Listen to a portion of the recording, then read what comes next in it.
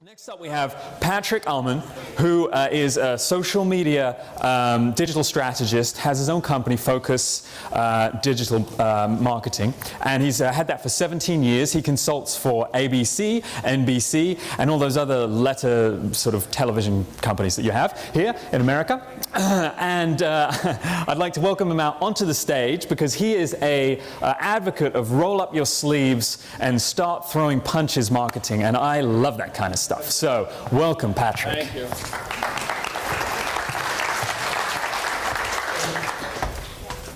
you. Everyone's still awake? No carb comas or anything like that? Little awake? As marketers, when you wake up every day, you have two responsibilities. The first one is to please the guy that's paying the bills, the guy or gal that's paying the bills. There's only a very few number of things that they want. They want prospects in the door, they want the cash register to ring, and they want business to grow. It's usually pretty simple stuff. Your second responsibility is to that of the prospect or the consumer, to do things ethically, to do things morally, to present your service in a way that they can understand that it brings them pleasure or helps them avoid pain. I am under the belief that, my slide is really small. It wasn't that small yesterday. Wow. I am under the belief that one of the best ways you can do that in this digital day and age is digital video. And that's what I'm going to be talking about today. I am a huge, huge advocate of digital video. And most of what we're going to be talking about today is using it to make your prospect comfortable, to help build trust, and to help show people that before they ever get to your organization, before they ever engage with you, before they ever get on a call with you, that you are the right solution, and the only thing they want to do once they get on the phone with you is write you a check. That's the best kind of prospect. Has anyone ever had that where they've built up the relationship so good where by the time they get the person on the phone, they get the person on the door, the person's just like, how do I get started and where's the check? I've had that happen every now and then. I've had that happen for some of my clients, but my entire goal in the social media and the digital video world is to basically get someone to that experience where by the time they get inside the door, they are completely comfortable with how we do things as an organization. One of the first things, and again I apologize, some of my wording got off there. One of the first reasons and one of the first ways I tell people they need to start doing digital video is the trust building factor. There are so many things on the internet nowadays that are untrustworthy. Reviews are faked. People are saying they do things they don't do. In some of the digital marketing world, you hear about companies being a lot bigger than they are. There's so much on the internet that is fake and fabricated that it's really hard to gain trust, in my opinion. Search engine optimization can be gained. People can pay for AdWords positioning. You just never know who you're really dealing with. I believe that video is a way for you to put your best face forward and for someone to see you and look you in the eye. If you're ever distrustworthy about somebody or about a business, sit face to face with the business owner and look them in the eye. But since we can't always do that, digital video to me is the next best thing. Is to help build trust. Once you build trust and the relationship gets going, the rest of the sales process and the rest of the relationship becomes a lot easier. It's no different in dating than it is in the world of digital video. You need to be building trust consistently online. Another reason that I like you to get involved with digital video, and there's some wording down there someplace, is if you're a kind of place where somebody has to come into a retail organization or a restaurant or come inside and experience your place, you want them to feel comfortable. I want you to look at digital video as a way to give somebody the experience of being in the environment of your organization, in the environment of your retail place, in the environment of your restaurant before they ever get there. They should feel like once, like say you run a restaurant, they should feel like once they walk inside the front door of the restaurant, they've already been there. They know who's seating them, they know how the place is laid out, they know what the menu's like. You can't do it, in my opinion, you can't do that with a blog post. You can't do that entirely with an Instagram post or with a Pinterest post or with a tweet. There's only so much we can do with so many of these social media channels, but digital video takes it to a whole new level, and it really helps your organization stand out. And my entire goal with all the social media I do and with all digital video is to try to find a way to help my clients stand out. And it's not hard nowadays. There are so many Me Too businesses out there that it's not hard to stand out, and you really need to be working on that. So you want to make somebody comfortable before they ever come inside your organization, before they ever start dealing with you. The third reason is, again, because we do so much digital shopping now, and it takes no time at all for us to open up multiple tabs. I have yet to figure out whether or not a tabbed browser was ever a good thing in the first place, because it just helps us get distracted more and helps us multitask and shop more. In this day and age, when somebody can go on Amazon and buy so many products that are commodities, and people are trying to make you a commodity, it's important for someone to see a face on your business, whether it's the business owners, whether it's the people that are working on the front lines, whether it's the people that are working behind the scenes, or whether it's a dog in the business. One of the companies I'll be talking about later, Wistia, they have a dog that's always in a work. And almost every video they put out has the dog in the video. The dog is an employee. Heck, as far as I know, the dog might even get paid. But you want to put that face on your business. You want someone to see that there are real live people working there. I was thinking about some of the customer support experiences I go through, and to me, customer support can make or break a company. Has anyone ever emailed support@somecompanyname.com and gotten a response back that said, "We've solved your problem, here's the resolution, thank you," and the signature line just says, "Customer Department," and it's from support@customername.com. So you got support, but you just really have no idea who it came from. I don't know about you, but I really despise that experience. I like my support, I like my sales, I like to see the face of the people in the business. That's one of the things that video does for you also. Evergreen marketing. I really like producing evergreen content pieces. And what that means is a content piece that's as relevant today as it is a month, as it is a year from now. This is a very important phrase, and if you're not using it, please start using it. Evergreen marketing. You want to be creating content that is good for a long, long time. I've got a blog that has 150, 160 blog posts on it, and I go back all the time and I reshare some of the video work I did on that blog from 2-3 years ago. You want your marketing to be evergreen. You want to be able to reuse your content pieces.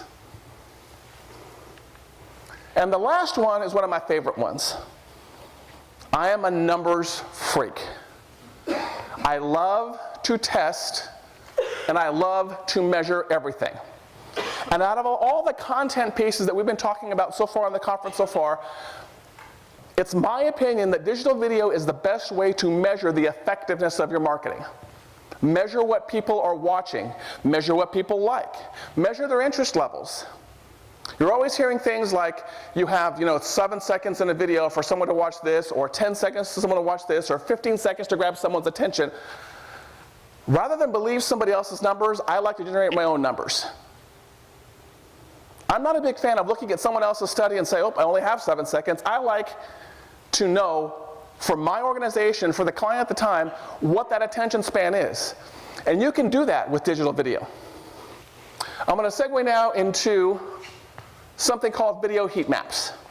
Because I am such a huge, huge proponent of measuring and testing things, there's an organization called Wistia, and I have no affiliation with them. I'm just a fanboy of them. I'm not a fanboy of too many things.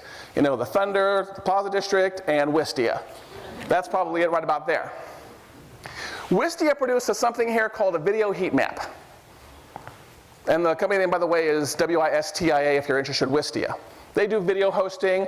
They're a freemium service. There's a free plan, which is like up to 50 videos, and then there's the paid accounts. And I kind of split my video hosting in between Wistia and in between the YouTubes and in between the Facebooks of the world. Now, YouTube and Facebook are starting to get tools like this, but Wistia has had it for years. And heat maps are pretty obvious. We're all color oriented. This tells you who is watching the video, which parts of the videos they like and they don't like. And you can't get this kind of information out of an Instagram post, or out of a blog post, or out of a Pinterest post. What you see here are things like, there was something really good at about 12 to 15 seconds in the video, and people started watching that over and over and over again. So what you can now do is analyze, listen to what you were saying in that video, and go back and produce more of that content. And this is an iterative process. You're going to be doing this every week, every single month.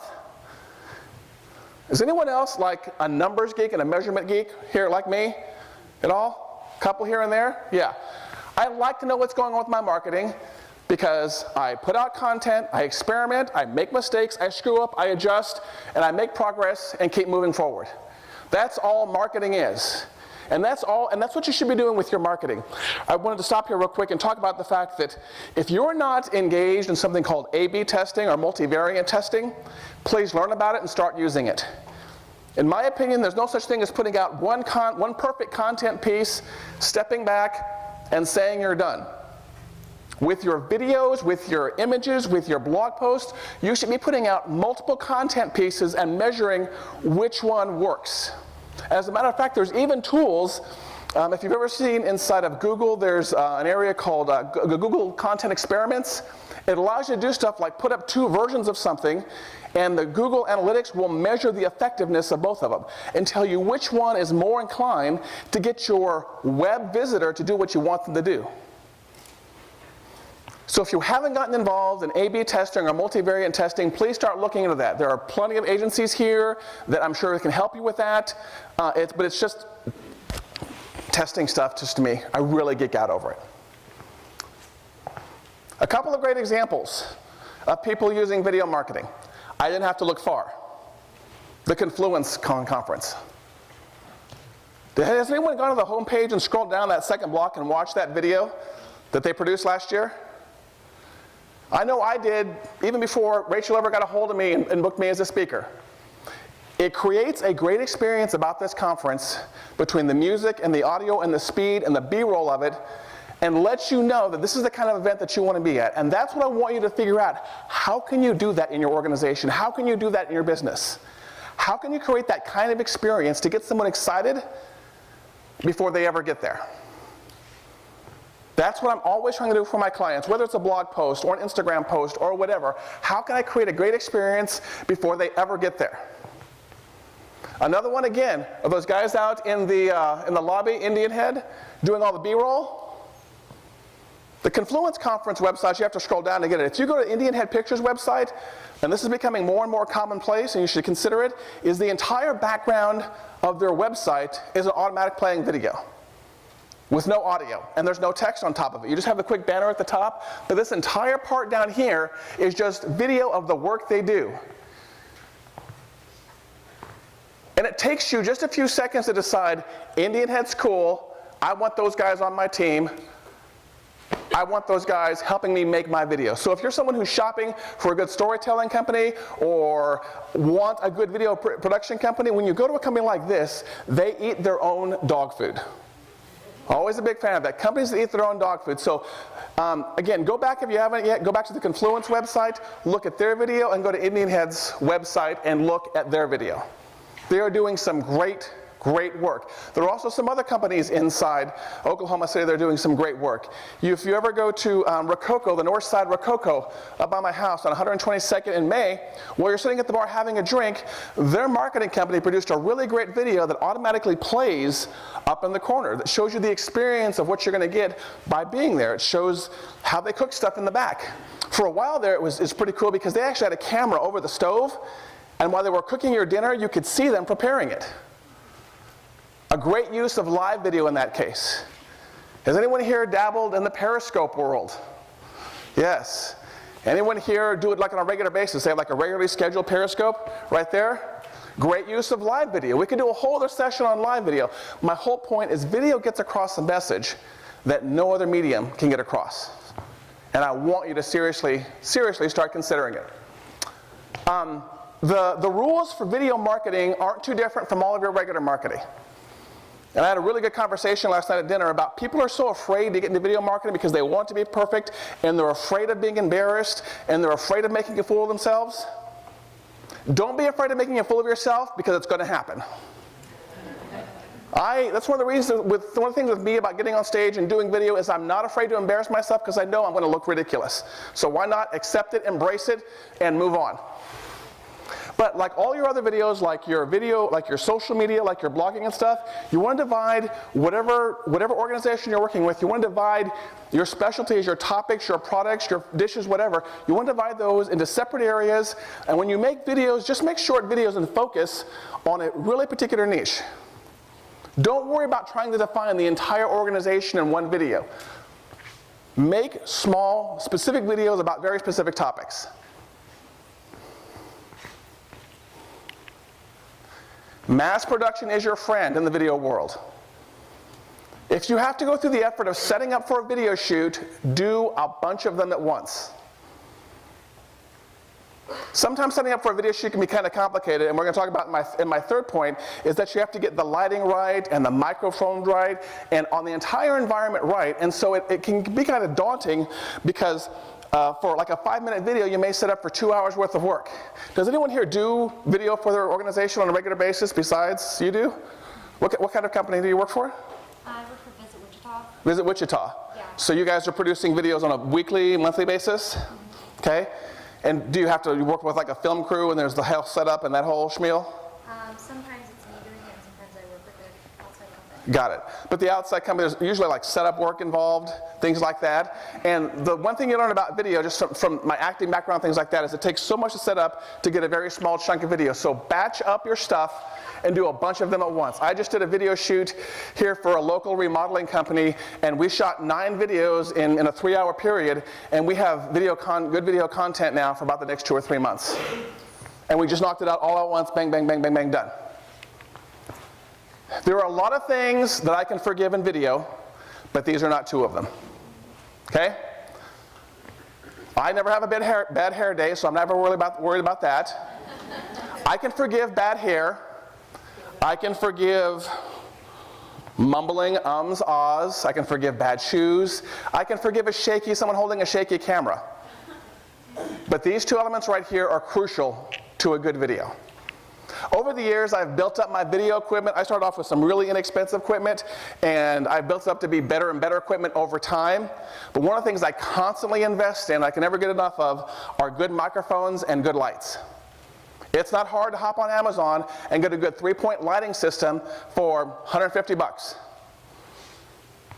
And the wired lavalier mic I was using for the longest time before I just upgraded to wired. The wireless one I bought was a $30 wired mic that would run into my camera.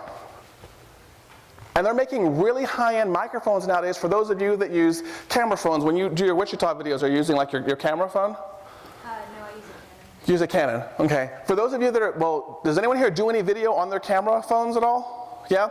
They make really high-end microphones that just wireless lavs that like go into your camera. Invest in those things. Again, there's so much that can be forgiven when it comes to video, but this is not one of them. Sound and lighting are not one of them. The most important slide towards the end is, of course, the smallest. Again, we had some slide issues. We were talking last night at dinner with your MC here, and he was very excited to hear about this, but one of the things he pointed out that I agree with is that people are afraid to jump into digital video. And like I said earlier, don't worry about it, because if you're worried about making a fool of yourself, don't worry about it, it's going to happen. But please look into it. Please start doing it. Like with most things that you're afraid of, done is better than perfect. That is just one of my key phrases when it comes to marketing and things in general, is done is always better than perfect. So that concludes most of my presentation right there. Do you want to come out, sir? Thank you, Patrick. You may have noticed that I'm not afraid of making a fool of myself either. I'm a real advocate of that. I think you've just got to jump in and get started. That's how you get better, right? Exactly. Exactly. It doesn't work for swimming, but it works for digital video, okay? So I'm sure there's a ton of questions here because there's a lot of, you have a lot of experience of how you move from that first year one to year 17 of doing all this stuff, all the little bits and pieces that need to come together, and you can start tomorrow. Yes. But you got a lot of experience here. So some questions. Madam. GoPros. Yes. Are they good to invest in and buy one for somebody that's never done anything like this? Wants to do? Are GoPros any good? Are GoPros any good? Yes, they are good for certain things. And I think they're a decent investment. I would say if you have a smartphone, start with that first. GoPros have like a very limited amount of time you can record on them. And so they're not horrible, but are they the best thing? I'm not going to say they're the best thing. So again, if that's all you have access to, stop asking questions, go buy the GoPro, get it charged up, and get to town. So I don't know if I have answered that. Your phone, yes, your phone. Start there. I would start with that before you ever worry about a GoPro. Yeah, just strap it to your head with Exactly. sellotape. So and get on that mountain bike and go down, the New Mexico trails. Any other questions? This one over here. Yep. What are your favorite channels to launch your videos onto social media channels?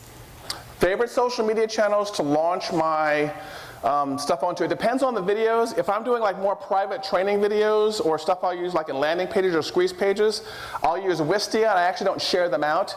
But some of the news-based stuff or product-based stuff, one of the first things I usually do is I upload directly to YouTube, and I will then turn that into a blog post on the company's website or whatever it is, some kind of blog post, and share it out on social media. Back in the day, like is 3 months ago in social media world, back in the day you would then hop over to your fan page and then just post a YouTube link. But of course, Facebook's trying to get into that social media game now, so I then take that MP4 file, that MOV file, and upload that over on Facebook directly. And then everything else, to tell you the truth, is usually a share back to one of those two. I'm a big fan of putting my videos like in one place and then sharing everything else, getting people back to that particular place, whether it's a blog post or the YouTube channel, things like that. Does that help? It does. Okay. It takes so much time to edit it down for each channel. So Yes. I totally know that. Yes. Yeah, I have to give Facebook credit. They're really getting good in that video game. If you look at their blog posts, they say that they're slowly passing YouTube. Well, of course they're going to say that. I don't really believe that, because they're looking at some very specific things. And when you're comparing apples to apples, I'm still a big fan of YouTube first. Great question. Other questions? Trimming down your process, complete video process, and saving time. Yes. How do you do that? Video is a very time-consuming process. How do you slim down that time? How do you slim down your video process? By one, being willing to live with the casualness of it.